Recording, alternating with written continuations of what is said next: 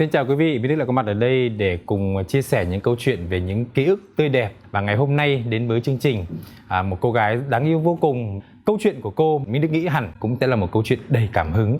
Chúng ta cùng chào đón diễn viên Mai Phương. Chào Mai Phương. Dạ, em chào anh. Mai Phương xin chào tất cả quý vị khán giả đang cùng theo dõi chương trình hôm nay ạ. Với Mai Phương thì đầu tiên phải hỏi là ngay lúc này đây em có thấy khỏe không? Vậy thì em sẽ trả lời là ngay lúc này em cảm thấy em ổn. Chắc quý vị còn nhớ câu chuyện mà Mai Phương đã làm rất nhiều người xúc động. Phải đó là một cái nỗ lực phi thường để vượt qua được những cái biến cố rất lớn trong cuộc đời, hay là những khoảnh khắc mà đối mặt với sinh tử. Nhưng ít nhất là ngày hôm nay Mai Phương đã ở đây tươi tắn rạng ngời như thế này. Mà nhớ lại những cái khoảnh khắc mà gọi là sinh tử như thế, cái điều mà Phương nhớ nhất là gì lúc này? Nếu mà nói về khoảnh khắc sinh tử thì thật sự là em không có cái cảm giác đó. Em cũng không biết là em thuộc tiếp người nào, thể loại gì nữa. Thật ra đối diện với lúc đó em thấy em rất bình thường luôn. Có lẽ là bởi vì trong suy nghĩ của em từ đó giờ luôn luôn phải nghĩ rằng là ít để bị ảnh hưởng đến tất cả những cái cuồng công việc cũng như là với những cái đối tác.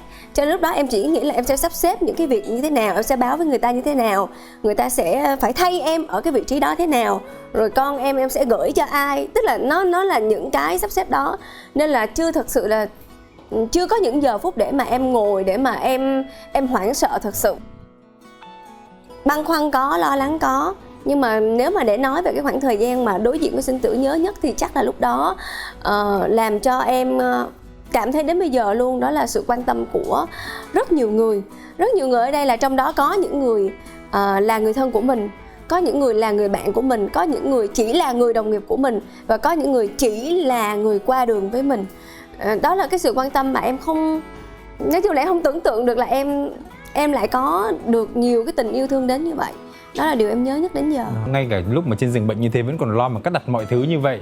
Mình đã nhớ là lúc mà câu chuyện về Mai Phương lan tỏa thì cũng có những người chia sẻ, mọi người cũng thắc mắc là ủa, con bé đấy nó nhỏ xíu như vậy mà nó làm cái gì mà làm ghê vậy. Có cái câu mình Đức nhớ là ôi, bé đấy nó nhỏ mà nó bào ghê lắm, nó bào sức ghê lắm. Đúng, dùng từ bào của em là chính xác.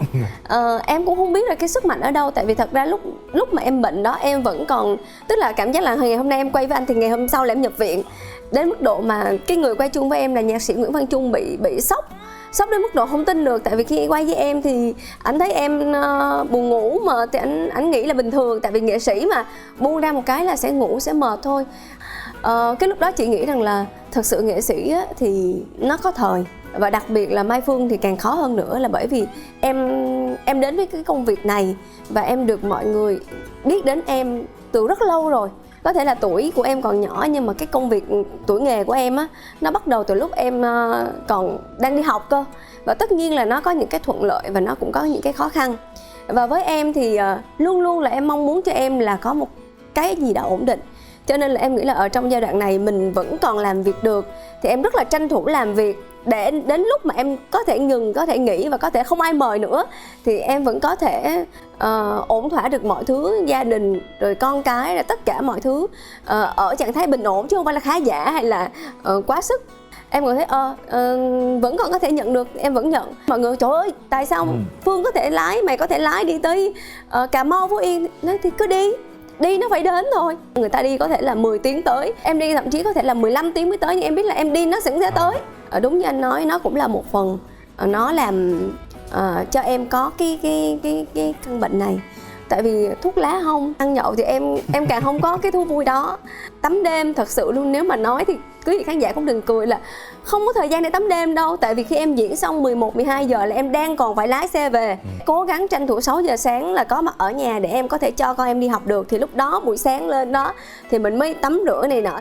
Nên là có lẽ là em nghĩ cũng do là em lao lực, em hơi phí cái sức lực của mình. Hay là tại vì lý do là ăn kiêng để giữ được một cái hình thể mignon, lúc nào cũng mignon như thế này? Em thì không có cái khái niệm về ăn kiêng, bởi vì em không có nhịn ăn được. Em có một cái tệ là em nhịn ăn thì đầu óc em nó sẽ quay cuồng lắm. Nhưng mà em ăn lải nhải á, với lại là trên đường em lái xe em dễ buồn ngủ là em phải ăn. Em cứ ăn như vậy thì em sẽ tỉnh ngủ để lái. Và rất là thích tập thể dục. Em là đứa bị ghiền á, bị cuồng á. Tức là em đang tập cái gì là em sẽ bất kể ngày đêm, tức là đang mê cái đó là em sẽ tập bất chấp. Nên là em nghĩ nhờ cái giai đoạn đó mà em mới có may mắn bệnh đó. Nhưng mà đi kèm đó là em cũng có một cái gen đặc biệt để có thể sử dụng thuốc. Nên em nghĩ là cái nào nó cũng có hai mặt hết. Tại vì có một lần mình cũng nghe các anh, mấy các bạn mà làm bầu show hoặc các bạn làm quản lý nghệ sĩ, hoặc các bạn kể là nó vừa mới quay hình ở đây xong tưởng là nó đi về nghỉ gì không, giữa đêm phóng xe đi tỉnh luôn, mà đi tới cả mấy trăm cây số như thế, xong rồi diễn xong lại phóng tiếp đi sang một cái nơi khác rồi mới đi về. Nhưng mà liệu có quá sớm không, khi mà mọi thứ nó rất là tốt đẹp mà mình đã phải vội nghĩ đến cái chuyện ngày xưa, sau này không ai mời mình nữa, chẳng nhẽ mình lại thiếu tự tin đến mức đó? Người nghệ sĩ người ta có thể là hoạt động đến khi tuổi già được cơ mà. Nói làm sao ta? Em là một cái con người phức hợp, tức là em có những lúc rất tự tin, nhưng mà cũng có những lúc em không tự tin. Có những lúc em rất là muốn sôi nổi, nhưng cũng có những lúc em chỉ muốn được ở nhà, được bình lặng, được giống như là mấy ông già bà già trồng cây nuôi vườn đọc sách. Cho nên rằng là thật sự ngay từ đầu khi đến với nghề diễn viên, em nó không phải là mơ ước của em. Mơ ước của em là em thích nghệ thuật, nhưng em sẽ lựa chọn cho mình những cái nghề kiểu như là phát thanh viên hoặc là biên tập viên, tức là nó cũng sẽ liên quan đến nghệ thuật nhưng nó phải có cái sự ổn định. Cuối cùng thì sau một thời gian rong ruổi thì đến tận năm 2009 em mới phát hiện ra một điều.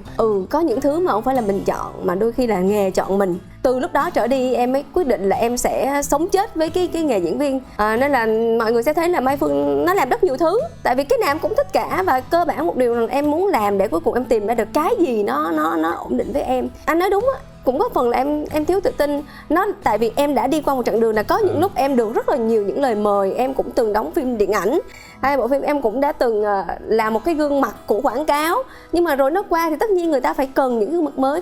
Điều đó là điều tất yếu. Em cũng không buồn, nhưng mà tất nhiên là em phải có cái sự tâm lý để chuẩn bị cho mình hơn nữa.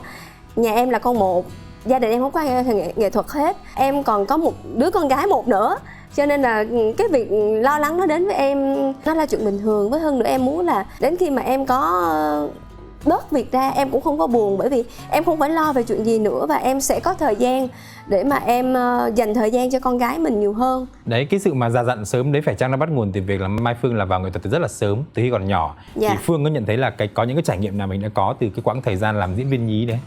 Em hả? Em cũng lại là một thể loại khác người. Tức là nếu mà hồi nhỏ anh nhìn hình em hồi nhỏ thì em là lão hóa ngược á.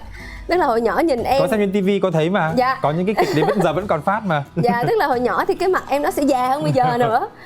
Cái cuộc đời của em nó có rất là nhiều những trải nghiệm, những cái cảm xúc ở từng giai đoạn khác nhau, và trong đó đủ thể loại hết. Nó có vui, có tự kiêu, nó cũng có tự ti, nó cũng có buồn, nó có tất cả mọi thứ. Nên nó có hình thành ở trong em cái sự gọi là cẩn trọng và lo lắng, lo xa. Em có thể nói rằng là mình có suy nghĩ, nhưng gọi là dạng dày về kinh nghiệm thì chắc chắn là em sẽ không bằng nhiều người đâu. Bởi vì em còn phạm sai lầm tùm lum còn nhiều trong cuộc sống, nhưng mà em lại cảm thấy là không có vấn đề gì hết. Tại vì khi mà bước chân vào cái việc mà cho dù nó có sai lầm đó, thì bản thân em cũng đã nghĩ đến rằng nếu em sai lầm thì nó sẽ như thế nào. Và em chuẩn bị sẵn luôn là em sẽ chấp nhận đối diện với nó, dù là chắc là sẽ vất vả lắm, cũng la lết lắm đây. Có khi nào Phương nghĩ rằng là bản thân cái việc trở thành một single mom đấy có khi nào đó là một phần sai lầm của mình, hay đó là cái lựa chọn của mình? Em có cái suy nghĩ là sai lầm. Vì từ nhỏ đến lớn em không phải là một người hoàn hảo, và em cũng đã từng có những cái thất bại ở trong một vài cuộc thi hoặc là trong một vài cái công việc nào đó do em lựa chọn. Từ đó em tập cho em thói quen là em bỏ cái tư tưởng là sai lầm nó đi. Tức là nó đã sai rồi thì bỏ đi, đừng có suy nghĩ đến nó nữa, mà hãy suy nghĩ là mình phải làm cái gì kế tiếp. Nhưng mà một cô gái mà lúc nào cũng biết tính toán sẵn là nếu mình có sai lầm thì sẽ thế này thế kia, liệu nó có thể giúp Mai Phương tránh được những cái sai lầm hay không? Dạ không. Thì với một sai lầm thì mỗi người có nhiều cách khác nhau để vượt qua nó, hoặc có thể phải sống chung với nó, trở thành một người mẹ và quyết định làm tất cả những gì tốt nhất cho đứa con của mình. Thì ở cái thời điểm đó thì Phương có phải đối mặt với những người thân của mình hay là đối với những người sống xung quanh mình như thế nào trước cái quyết định mà có vẻ rất là quyết liệt đấy không? Giai đoạn đó là sao ta, nó cũng là một giai đoạn khủng khiếp. Bây giờ nghĩ lại thì em thấy nó không khủng khiếp nữa. Một mặt á, là cái quyết định nó đã diễn ra rồi. Tức là tất cả những tác động xung quanh với em lúc đó là hễ ai mở miệng ra là trời ơi tại sao mày làm như vậy là em nghĩ luôn. Em không liên hệ luôn. Tức là bạn ơi, bây giờ nếu bạn gặp mình á, bạn nên khuyến khích mình để cho mình đủ sức mạnh đi tiếp. Còn bạn làm cho mình bị suy sụp tinh thần là thôi mình không gặp bạn nữa. Em đã xác định rằng là em sẽ giữ con em, thì đừng ai tác động vào những cái chuyện đó, bởi vì con đường đó. Và em xác định luôn là nó sẽ khó khăn. Vậy thì em xác định tiếp theo là trời sinh voi sinh cỏ. Tức là bây giờ không có thịt thì mày ăn rau. Cái giai đoạn đó, cái khó khăn lớn nhất đối với em nó sẽ không phải là dư luận hay là khán giả, và cũng không phải là ba của bé nữa. Tại vì tụi em đã nói chuyện với nhau, em đã chấp nhận cái quyết định đó của anh, em không bàn nữa. Còn cái chuyện sau này anh suy nghĩ gì em không có năn nỉ và cũng không nói nữa. Tại vì năn nỉ đã đủ rồi, tức là em luôn luôn cố gắng đến mức độ đủ. Thì cái khó em lớn nhất là ba mẹ em. Thì em là con gái một mà ba mẹ em thì mẹ em là người phụ nữ dễ sợ hơn em. Đấy, con gái đã cá tính rồi mà mẹ có vẻ cũng Mẹ em là người Hải Phòng, đó, cho nên đúng là rồi đấy, hèn chi. mẹ em có rất là nhiều những cái biểu hiện mà em bị stress về mẹ em thôi, chứ không bị stress về bất kỳ một điều gì cả. Phải nói rằng là em hoàn toàn hiểu mẹ em, tại vì em nghĩ nếu con em sau này mà có như vậy thì chắc là em cũng sẽ điên hơn mẹ em nữa. Nhưng mà mẹ em ép em đến mức độ rằng là mẹ em để chẵn chai thuốc chuột. Và mẹ em nói rằng là một đó là em bỏ, hai là mẹ muốn thuốc chuột. Em biết là em giống như em phát điên lên luôn á, tức là em không biết, tại nước mắt đã khóc rồi. Em suy sụp hoàn toàn, em cảm thấy em bước chân vào nhà là một cái địa ngục với em. Em đi hết một vòng miền Bắc các chùa, em cũng chỉ nói với mẹ là thật ra bây giờ thôi thì mẹ cứ làm những gì mẹ muốn làm và con vẫn sẽ giữ đứa bé này. Thì nếu sau này cái tội nghiệp đó mà con mang tiếp á thì con gánh, con trả cái nghiệp đó của con sau này. Còn bây giờ để đánh đổi hai thứ thì một cái lý lẽ con không đánh đổi được. Rồi sau đó là em phải trốn nhà, em ra ở riêng. Có nhiêu tiền lúc đó, tiền phim là đóng tiền nhà hết, đóng sạch luôn. Mà em không hiểu tại sao một tháng lúc đó em giỏi lắm được 2-3 triệu một tháng mà em vẫn sống được. Rồi sau đó thì mẹ em cũng nói chung là cũng đến thăm. Có thể là đúng là một người đã vượt qua những cái biến cố lớn như thế trong đời thì bây giờ là Phương có thể ngồi đây và thoải mái và kể lại những cái câu chuyện đấy. Bây giờ nhìn lại cái quãng thời gian mình đã theo nghề từ khi mình còn là một em bé, đóng kịch này, rồi là đóng phim này, rồi hát này, làm MC nữa này. Trong những cái mơ ước từ lúc còn bé của mình có bao nhiêu điều mình đã đạt được? Nếu mà kể hết mơ ước thì nhiều lắm, chắc đạt được khoảng 50% thôi. Có một thứ mà em cứ bị chạm ngõ nhưng em không đến được với nó, đó là múa. Em rất là thích múa, em lại không bao giờ tự tin với việc em hát. Cái người mà thích em hát là mẹ em. Bắt đầu từ cái việc đi hát nhóm là bởi vì mưu sinh thôi. Còn nhiều ước mơ lắm. Đấy, nhưng mà đối với nhiều người thì thực ra một cuộc sống như Mai Phương, như một cái sự nghiệp như thế cũng là một điều đáng mơ ước rồi. Với Phương thì bây giờ Phương hình dung con đường hạnh phúc của mình là con đường như thế nào? Hạnh phúc mỗi ngày. Dạ, con đường thì nó phải dài lắm. Và em cũng nói thật rằng là nếu ai hỏi em ước mơ bây giờ là gì á, em sẽ không trả lời được. Vì em cũng không biết là em có bao nhiêu thời gian để mà ước mơ quá xa. Cho nên là với em thì mỗi ngày được ở gần con, hoặc là được làm một cái việc gì đó với con, hoặc là được thực hiện một điều gì đó mà em thích. Chẳng hạn như ngày xưa á, em cũng nói nè, anh đừng cười, em rất là thích hoa. Nhưng mà em trồng cây hoa nào nó cũng chết hết á. Tại vì em mạng kim, em thích quá mà em tiếc tiền, anh lại cười. Thú vị mà. Nên em toàn là mua bông giả em trưng thôi. Tức là ở cái chỗ nào em ở, là cho dù em ở thuê hoặc là em ở nhà trong một căn phòng, thì trong nhà em nó cũng phải có cái cảm giác là một cái chậu hoa, cái gì đó, cảm giác ấm áp. Nhưng mà bây giờ có thể là cái ngày đó em còn 100.000 trong túi đi, tức là quy định một ngày em sẽ xài bao nhiêu đó. Sau khi đi chợ rồi đóng một số tiền học cho con chẳng hạn thì em vẫn sẽ mua một bó hoa. Không mua được hoa tulip thì em sẽ mua bó hoa cúc 18.000 cũng được, kiểu như vậy á. Có trong nhà tự nhiên em cảm thấy rằng là em giống như là có sức sống, có thanh xuân vậy đó. Và em cảm thấy hạnh phúc trong những lúc như vậy. Dạ. Thế còn bé con của Phương á, bé có cảm nhận được những gì mà mẹ mình đã trải qua trong những năm tháng qua? Dạ chắc chưa đâu. Chưa, vẫn còn nhỏ đúng. Bé có thể là biết em bệnh. Chẳng hạn như là vài ngày qua có những ngày em mệt, em đau. Khi mà bé ôm thì nó thôi đừng có ôm nha, bữa nay mẹ không ôm con được, tại vì ngủ là phải ôm. Vì mẹ ôm con, mẹ nằm nghiêng mẹ sẽ bị đau. Bé sẽ có những hành động như là vỗ vai hoặc là lấy nước. Với tuổi này thì em không có kinh nghiệm là các bạn khác như thế nào, nhưng em thấy con em cũng khá là hiểu chuyện. Đôi lúc bé cũng có những câu hỏi về ba. Dạ thì em cũng sẽ trả lời. Tức là với em mọi thứ nó xây dựng cho con trong ký ức bây giờ nó là đẹp. Và em chỉ rất là sợ là đôi khi không phải là em nói với con, mà khi con đi học á thì những thông tin của các bạn cùng lớp do bố mẹ nói lại về bệnh, về các thứ á, thì nó sẽ ảnh hưởng đến bé. Cho nên là với em bây giờ là em luôn dẫn con đi chơi hoặc làm gì là luôn luôn cho con những ký ức của bây giờ. Em không sắp đặt một tương lai xa cho con được. Em thấy một điều ở bản thân em á, mình có sắp đặt thì đến lúc đó nó cũng sẽ không có đi đúng cái quỹ đạo mà mình mong muốn. Không bao giờ mọi thứ nó đúng như vậy. Giống như ngày xưa em cũng luôn làm mọi thứ để em nghĩ về sau này. Nhưng em nghĩ là thay vì điều đó mình yêu bản thân mình một chút, cũng như là mình nghe con một chút. Ngày xưa mẹ em thì hơi ít nghe em, hơi ít nghe em nói, nên em muốn thay đổi cái điều đó. Cho đến bây giờ thì cái mối quan hệ của Phương và mẹ nó đã hoàn toàn trở lại bình thường, chứ gọi là bình thường hóa hoàn toàn. Mẹ em với em thì là mối quan hệ bình thường, nhưng bình thường ở mức như vậy. Tức là hồi nhỏ thì em với mẹ em, do ba em đi công tác ở trong này, nó cũng là nguyên do tại sao em vào đây. Em là người Hải Phòng luôn. Thì rất là thân, tại vì chỉ có hai mẹ con thôi. Đến bây giờ em vẫn rất yêu mẹ em, và em rất là bảo vệ mẹ em cảm nhận là mẹ hơi cố chấp với những cái suy nghĩ mẹ cho là đúng thì trong nhà không ai nói được hết. Nên là em với mẹ em có đưa ra một cái giao ước với nhau, tất cả về mọi thứ, công việc, kinh tế, thậm chí là tôn giáo. Mẹ đừng nhắc và cũng đừng bàn và cũng đừng yêu cầu con phải làm theo mẹ. Con không có dám hứa nhưng có thể đến lúc nào đó con tự cảm nhận thì con sẽ làm chuyện đó, chứ đừng có nghĩ là con phải theo cái này thì con mới khỏi bệnh ấy. Cái điều đó mình không có tương tác được. Thì bây giờ mẹ qua thăm con hoặc là con đi với mẹ thì chúng ta chỉ là ăn ngon, đi chơi, tức là tất cả mọi thứ trên cái vui vẻ đó. Tại vì con muốn là gia đình mình sum họp vui vẻ. Và em cũng quy ước luôn là chúng ta sẽ không ở chung với nhau. Tại vì nếu mà ở chung á, con rất là sợ cái cảm giác mà đến lúc nào đó bản thân mình đi quá giới hạn của mình ấy, thì mình sẽ có những cái hành động không hay hoặc là cái điều gì đó làm mẹ buồn. Nên thà là mình xa một chút, có thể ngày 2 ngày mình gặp nhau một lần, nhưng mà cái thời gian gặp nhau đó mình cảm thấy mình vui vẻ. Nó là những cái mà em với mẹ em đã phải nói chuyện với nhau rất nhiều lần để mà bây giờ là vui vẻ nhất có thể để mỗi lúc gặp nhau. Thực ra là Phương nói về sự khác biệt nhưng mà anh Đức nghĩ rằng có lẽ chính là đấy là cái sự tương đồng giữa hai mẹ con đấy. Tại hai mẹ con đều có cá tính mạnh. Đúng là Hải Phòng có khác. Thưa quý vị, nếu quý vị không rõ lắm thì ngoài Bắc ấy, thì người ta nói là phụ nữ Hải Phòng là những cái người phụ nữ mà mạnh mẽ nhất, dám chơi, dám chịu, chơi đẹp. Thì cũng không biết là cái gọi là cái máu Hải Phòng trong Phương nó còn bao nhiêu phần đó, nhưng thực sự là nghe Phương kể ngày hôm nay thì mình cảm thấy đúng là đấy, những gì mà hai mẹ con nói chuyện với nhau, cách bày tỏ tình cảm với nhau, cách bày tỏ thái độ với nhau rất là thẳng thắn.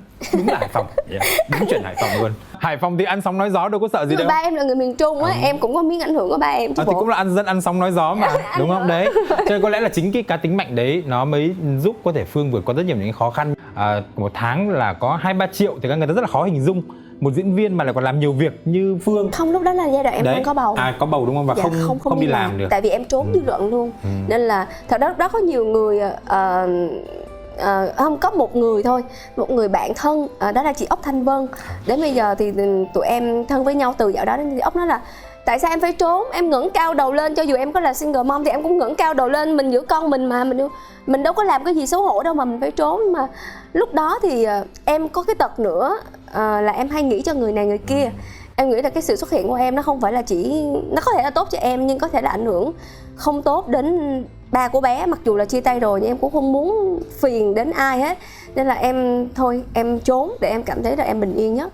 Thì cái giai đoạn đó đúng thiệt là 2-3 triệu một tháng. Và em cũng không biết tại sao em đi qua được cái giai đoạn đó như vậy. Mà em nghĩ là ôi, con người mà đừng có nghĩ rằng là khó quá cái gì rồi cuối đường nó cũng có ánh sáng hết. Đấy, cho đến bây giờ thì là sau những cái ngày gọi là đen tối đấy thì trong những ngày này thì ánh sáng nó đã trở lại với Phương như thế nào? Cái guồng công việc nó đã trở lại được như mình mong muốn chưa? Dạ chưa. Cái tâm bây giờ của thì không em dám bảo nữa rồi đúng không? Không dám bảo luôn thiệt. Và thật sự là có những ngày mà thấy mệt thôi là cũng phải trao đổi luôn. Hồi trước á, cái nghệ sĩ của mình có một cái điều hay là mình bước lên sân khấu là mình không nhớ cái gì hết trơn á. Và thậm chí là bữa đó mệt lắm nhưng mà với em á, em có thể nhận anh một cái show đó với một cái số tiền ít, và nếu như em nhận được một lời mời với số tiền cao hơn thì em vẫn sẽ phải làm cho anh. Tại vì với em là cái đó là cái chữ tín, cho nên là lúc em mệt cách mấy hay là em chạy không kịp em cũng vẫn phải đến để làm cho anh. Nhưng mà bây giờ thì đôi khi có những lúc mà em phải nói là hôm nay em rất mệt. Đó là cái sự mà em nghĩ là em đang biết tôn trọng bản thân mình hơn. Bây giờ thèm lắm, nhiều khi mà thèm đơn giản thôi là nhảy thôi đó, lên sân khấu mà mở nhạc sung sung mà trời ơi cả thiên hạ đổ em xuống. Trời ơi cho con này nó xuống đi kiểu như vậy á. Mà trời ơi sao mà chịu nổi, kiểu như tức là nó không thể nào đả nương của mình được, nhưng mà em phải tự tiết chế lại. Nó không còn là guồng công việc nữa, nó chỉ là cho mình đỡ nhớ nghề, cho mình có cái sự cống hiến với khán giả, với những khán giả còn quan tâm mình. Biết để điều chỉnh chậm lại như thế thì những cái mục tiêu trước đây mình đã đề ra, chẳng như là một cuộc sống như thế này, một cái tương lai như thế này cho con cái, thì liệu Phương có cảm nó có bị ảnh hưởng lại bởi cái việc mình đang phải gọi là phải chậm lại mọi thứ như thế không? Chậm lại, tất cả đều chậm lại hết. Và em bỏ cái tư tưởng nó đi rồi. Nó cũng là sự may mắn của em luôn anh. Tại vì trước đây mình có quá nhiều thứ phải lo. Nhưng bây giờ thì khi mà em chậm lại thì em cũng được một điều may mắn rằng là có những cái sự hỗ trợ của các mạnh thường quân đó về chuyện học của con em. Ít nhất bây giờ đến 80% học phí của con em là em đã không phải lo. Ngoại trừ tiền bán trú, tiền này nọ thì mình vẫn còn phải lo. Đó là lý do tại sao mà nếu mà không đi làm được á, thì em vẫn buôn bán online tại nhà. Anh đừng có cười nữa. Thú vị mà, đấy thấy không? Tức là rõ ràng là cứ đẩy vào cái ngõ cụt này là sẽ có một cái lối thoát khác. Với em là nhàn cư vi bất thiện, em không có thích ở không. Em không có thích cho mình được ở không, tức là nếu ở không thì em sẽ phải kiếm một cái gì đó học. Ở không thì em có thể làm một cái gì đó một ngày có thể 30, 40, 50, 60 nhưng nó có thu nhập và mình cảm thấy mình đang làm việc một cách chân chính. Nên là em bắt đầu buôn bán online cũng vì lý do như vậy. Cũng vì được cái sự hỗ trợ nên cái nỗi lo của em nó giảm lại. Ít đi diễn thì quần áo bớt may lại, bớt sắm sửa lại mọi thứ. Và bây giờ giống như là với em cái gì nó càng bớt thì càng tốt á. Quần áo diễn của em này nọ là em cho hết. Những cái đồ mà mặc quay phim này nọ là một là em thanh lý để có một cái quỹ tên con em, còn không, tức là với em bây giờ những cái gì tối thiểu và cần nhất thì em giữ thôi, và em thấy cuộc sống nó khá là dễ chịu. Đó, vậy thì không gì hơn là xin chúc Phương và gia đình nhỏ của mình lúc nào cũng ở trong cái trạng thái dễ chịu và ổn như thế, để đến một ngày Phương có thể rạng rỡ tươi tắn trở lại với nghệ thuật tưng bừng như trước đây. Vì mình được biết là sẽ còn rất nhiều người nhớ cô gái nhỏ bé xinh xắn này. Xin cảm ơn Mai Phương đã đến với Ký ức Tươi Đẹp và chia sẻ những câu chuyện về cuộc đời của mình, về những cái điều mà có thể là khán giả trong những ngày vừa qua họ biết nhiều về Phương nhưng có thể hôm nay họ mới được nghe Phương chia sẻ. Thì một lần nữa xin chúc Phương lúc nào cũng rạng ngời như thế này. Dạ, em xin cảm ơn rất nhiều và em cũng rất là cảm ơn quý vị khán giả đã lắng nghe Phương hôm nay. Mặc dù những ký ức của Phương có lẽ là không phải là những ký ức tươi đẹp đâu, nhưng với Phương, nhờ nó mà Phương được tươi đẹp như ngày hôm nay. Nhờ nó mà Phương mới cảm thấy được là cuộc sống của mình đôi khi bên những cái bờ vực thẳm thì chúng ta còn có rất là nhiều những cái gọi là những cuộc đời nở hoa bên cạnh, những cái tình yêu thương của mọi người dành cho mình. Cho nên Phương thấy là đó là những ký ức dù buồn nhưng vẫn rất đẹp. Minh Đức và Mai Phương xin được chào tạm biệt và hẹn gặp lại.